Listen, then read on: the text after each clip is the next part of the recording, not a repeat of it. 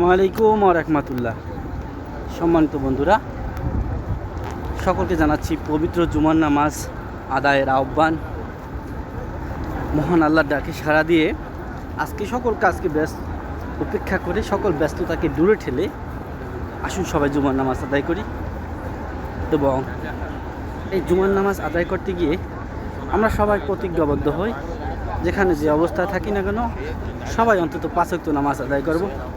মহান আল্লাহ যেন আমাদেরকে কবুল করেন, আমিন। আলহামদুলিল্লাহ। আমি আরেকটি জুমার নামাজ আদায় করার জন্য মসজিদে নববীতে প্রবেশ করতেছি। আল্লাহর অশেষ রহমত, দয়ায় এবং কৃপায় আজকে আমি মদিনাতুল মনোয়ারায় 64তম জুমার নামাজ আদায় করব লাখো লাখো হাজী সাহেবদের সাথে। আমি অদম গুনাহগারকেও মহান আল্লাহ যে কবুল করেছেন,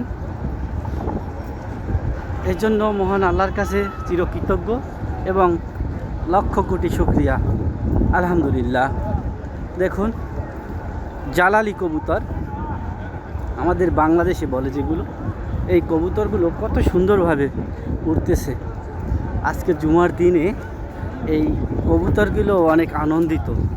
অনেক